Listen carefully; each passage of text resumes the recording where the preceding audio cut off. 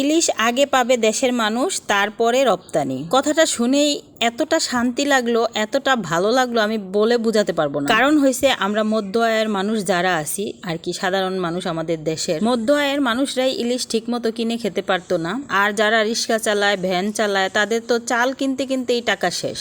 বাজারে গেলে মাথা নষ্ট, একটার পর একটা দাম, মানে কোনটা রেখে কোনটা কিনবে, মানুষ হতাশায় থাকে সব সময়। তো আজকের খবরে দেখলাম মৎস্য ও প্রাণীজ সম্পদ উপদেষ্টা উনি খুব সুন্দর একটা কথা বলছেন যে আগে দেশের মানুষ ইলিশ খাবে, তারপরে রপ্তানি। কথাটা শুনে সত্যি অনেক খুশি হয়েছি আমি। কারণ হচ্ছে আমরা এখন আশা করতে পারি যে আমরাও এখন বাজারে গিয়ে ইলিশ কিনতে পারবো বা ইলিশ মাছ খেতে পারবো। ঠিক আছে, আমরা যারা সাধারণ মানুষ আছি 2500, 2000, 1700 টাকা মানে কেজি ছিল ইলিশ মাছ। ঠিক আছে, তখন আমাদের কিনতে কিন্তু খুবই বেশি সমস্যা হইতো।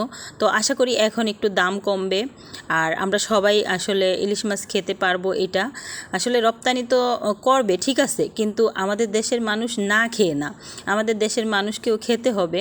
ঠিক আছে, এই খবরটা শুনে আমার ভালো লাগলো। তো আবার প্রবাসীদের জন্য দেখলাম একটা খবর যে আগে যে জায়গাটা বন্ধক দেওয়া হইতো, জায়গা বন্ধক দিয়া তারপর হচ্ছে দলিল কইরা তারপরে হচ্ছে টাকা প্রবাসী আর কি, যেই ঋণটা, তো সেইটাও দেখলাম। ভালো লাগলো যে এই সব জিনিসগুলা যদি হয় তাহলে ভালো হয়। কারণ প্রবাসীরা কিন্তু এই যে দেশের জন্য অনেক অনেক কিছু করছে। ঠিক আছে, তবে আমি সাধারণ মানুষ হিসেবে একটা কথা বলতে চাই, আমাদের দেশে সবচেয়ে বড় সমস্যাটা হচ্ছে বেকার। মানে আমাদের দেশে যেই বেকার মানুষগুলো আছে, এই মানুষগুলা যদি না থাকে, সবাইরে যদি মানে কর্মসংস্থানের ব্যবস্থা করে দেওয়া হয়, তাহলে আমাদের দেশের দুর্নীতিটা খুব বেশি কমবে, আমি এটা মনে করি। অনেক ছেলেমেয়েরা আছে চাকরি পায় নাই, ওরা হচ্ছে ঘরে বসে থাকে, ঠিক আছে, বেকার থাকে। একটা সময় দেখা যায় আস্তে আস্তে ওরা খারাপ দিকে পা বাড়ায়। ঠিক আছে, তো ছেলে মেয়েদের অনেকের আছে একটা ল্যাপটপ নাই, ঠিক আছে, একটা ল্যাপটপ বা একটা ভালো স্মার্টফোন থাকলে ওরা কিছু একটা করতে পারে। ওদের যদি এরকম ব্যবস্থা করে দেওয়া হয় বা কাউকে চাকরির ব্যবস্থা করে দেওয়া হয়, ঠিক আছে, যত বেশি মানে কর্মঠ হবে আমাদের দেশের মানুষ, আমি মনে করি ততই আমাদের দেশের অন্যায় অপরাধ থেকে মানুষ মানে বেঁচে থাকতে পারবে।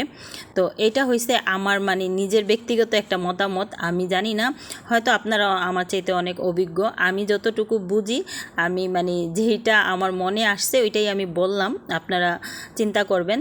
তো আমি মনে করি প্রতিটা ঘরে ঘরে মানে খুঁজে খুঁজে বের করে প্রত্যেকটা ছেলে মেয়ে যদি তারা মানে কাজে ব্যস্ত থাকে, তাহলে আমার মনে হয় না মানে আমাদের দেশে কোনো অন্যায় অবিচার থাকবে।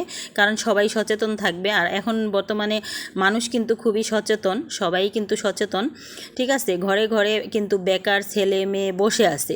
সবাই যদি ইনকাম করে তাহলে কিন্তু আমাদের দেশের মানে কোনো অভাব অনটন থাকবে না, আমাদের দেশটা সুখ শান্তিতে ভরে উঠবে, এটা আমি আশা করি। তা আমি ছোটোখাটো একটা মানুষ, আমার মতামত আমি প্রকাশ করলাম।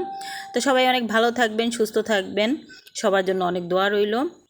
আল্লাহ হাফেজ, আসসালামু আলাইকুম ওয়া রাহমাতুল্লাহি ওয়া বারাকাতুহু।